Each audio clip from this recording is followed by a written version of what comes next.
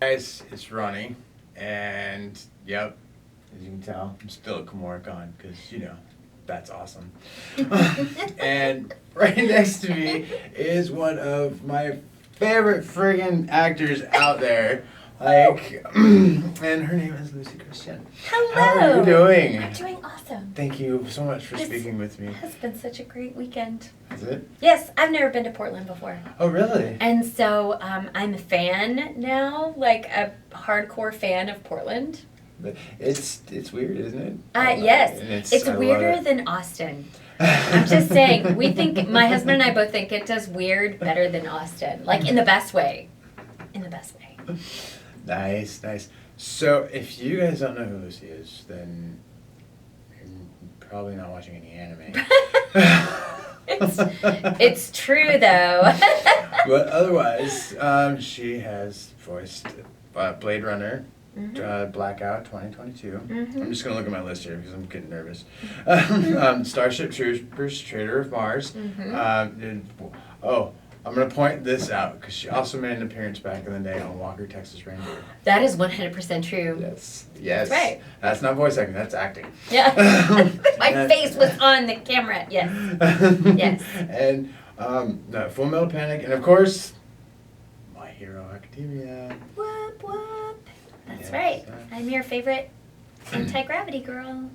That is great. So, first questions first. I love asking this with the people that do voices for My Hero Academia.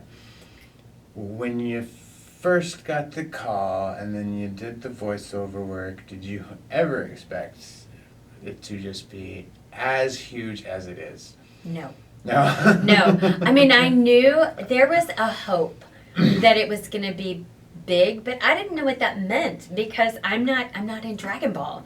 So I didn't know. Do you know what I mean?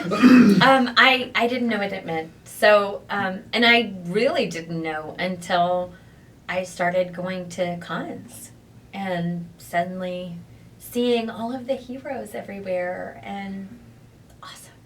Like, it couldn't have happened to a nicer show, I feel like. I love the show. I'm personally a huge fan of the show. It's great. And there were so many Dekus here this weekend. Yeah, I know. So many. And it's such a unique show, I feel like, in so many ways. But every season they trot out new characters, and they're great. They hit every time. There are so many great characters in the show.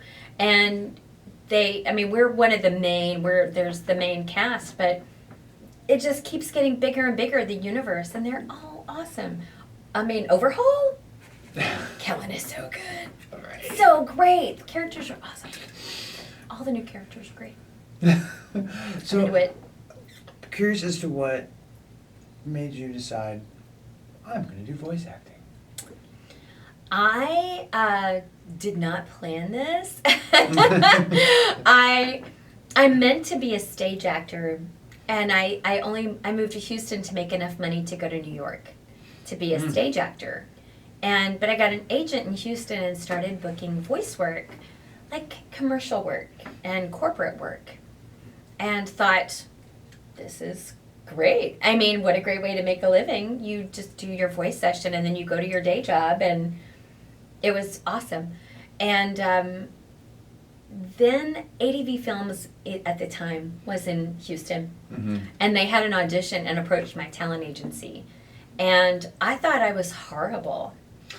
I went to do a little role on Neo-Ranga, a show called Neo-Ranga, and went home and told my roommate that I was horrible. Bad. I was like, they're never going to have me back. It was terrible, but what a fun thing. That was nice. And then 2 weeks later, Don Rush was casting Full Metal Panic. And I miraculously got the lead in that show. And then I literally went to the internet, like I'm sure it was dial-up at the time, going, what are we doing? What is anime? And I remember finding Anime News Network back in the day and being like, oh my God, people are going to review our work. And there's this whole world that I didn't know about. But that is how I got into it. And that led to, an almost 20-year career. That's crazy times. But wow. That show kicked everything off. And from then on, I was just working solid in anime. It was crazy. So do you? I can't remember. I know I looked it up. I think you have over 200 credits now. Now it's 400. Oh, it's 400. That's right. It was 400. Now yes. it is like recently somebody did all of that math and said it's 400. Took the time to go to which is crazy. Fill it all in. Yes. It's amazing how there's just people out there that just fill it up. You know, They you're just just like, oh, know it. oh yeah, I was in that. Yep. Well, and sometimes people go, you know, I'm gonna throw a obscure one at you, and they will say the title, and I'll be like, who was that? It starts with an H. Like you can kind of, but some of them are literally blurs. But it's somebody's favorite thing, so that's always super awkward. For a long time, I would keep an IMDb list on my phone just so I could be like, hang on, just 1 second. Yes, I remember that. I love that show. And if I can see the picture, I can usually go, oh, right. But I think Monica is the best at that, like the best at kind of remembering. Really? She's really good at that. Nice. I need help. I need a cheat sheet. Well, I mean, it's got to be hard to remember with that many credits. I mean, There's a lot. And they go so fast now that it can be hard to remember. yeah, we were just talking with Karen and what else was I talking to you earlier? Well, most of them, and they say, you know, you're in there and you do it quickly, and you're like, sometimes it's one episode is basically a week. You voice it all in a week. Yep. And then you're working on other projects at the same time. I didn't know, this is the first I've learned of it. So you guys work literally like each season, you have multiple projects going on each season. Yeah, wow. And that moves a lot. Yes. So I'm curious, with all the characters you've done, are there any standout favorites for you? Yeah, my very first favorite show that I just fell in love with was a little show called Princess Tutu. And it was just really special for me. You know, your favorite show picks you. It just does, and I love that show. I also loved, back in the day, a wacky little show called Super Gals. That was one of my favorites. Full Metal Panic I have a soft spot for that one. A weird show called Magical Shopping Arcade Abenobashi was a favorite of mine. I don't know that one. I know, right? Samurai Love 7, that. I loved. I Okay. did that at Funimation, and I love that show. And Gunslinger Girl, those were shows back in the day that I was like, I love this show. And honestly, like right now, I've been doing One Piece for 11 years, and yeah, so that show is just 11 like years. part of my life. I mean, it's just. You never get that. You rarely get that as an actor, to have these characters that go on and on that many episodes. So that one is special. And then My Hero, it's amazing. How many episodes have you done of My Hero now? Where are we in season 4? How many has there been? Like 260 or 70, 80, maybe 300? That I know we're high up there. maybe? I know that when I was interviewing earlier, we mentioned that the character Happy has been in 265 episodes. Yeah, with So Tia. we know That's right. there's been that many. Yes, Tia's done that many. So That's right. That's right. And it's only 4 seasons. I miss that of old cartoons in America too. You know, a season of cartoons was like 56 to 100 I episodes. know. You know. Yeah. And now they're 12. It's tough. I know. It's like, We get 12 and wait for the next year. yeah. So has there ever been a character that, or any ones that you've done where you like, you know, you go into the booth and you've voiced it out, and then you finally see it on screen, you're like, that is not how I thought that was gonna go, but okay. I'm sure that is true. I'm sure that is. And it's kind of weird because we so rarely, you have to make an effort to watch it, right? Because you only see your snippets, and unless you go the distance, you never watch everything put together. Okay. And so, like this weekend, we watched Bloom Into You on Friday night, I think. And it was wild to see it with Tia in there. I don't think she was in there when I recorded it. Oh, really? And so you watch it and go, wow, look at the show we made. Like you don't know. You really don't know until it's all in there. You know. You absolutely don't. Yeah, because most of the time you're in a booth by yourself, right? Yes. Now, Always. Is it always like that? Even like when you do movies, never voice with other people most of the time? No, Yeah, not when I've you're heard doing not voiceover. It's all. I mean, if we do our jobs, you guys would never know that. You would think that we're doing it in the You're all same sitting room in the at same the time, room. but no. Doing a script read. Yeah. That's why. I mean, somebody asked me earlier when we got to see each other, like the actors, and I was like, at cons. That's when we get to hang out, is if we're at cons together. I didn't even meet Bryson, who plays Belle in Is It Wrong to Pick Up Girls in a Dungeon, until we were at a con together. We had done a whole season of that show, and we're love interest, or we're the whole thing, and I had never even run into him at the studio. Wow, that is amazing. Isn't that weird? That is amazing. That's how it is. That is seriously just amazing that you can work on a show for that long together and you never even see each other. Oh, look, they have little Yeah, signs yeah, in the no, window. this is- 2 minutes remaining. 2 minutes, yes, our timers. Yes, those are our timers.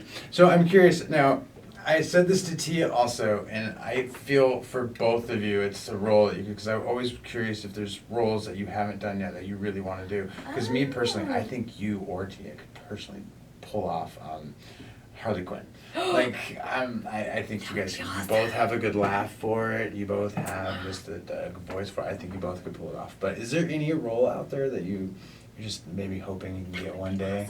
I don't really have a specific role. Or type?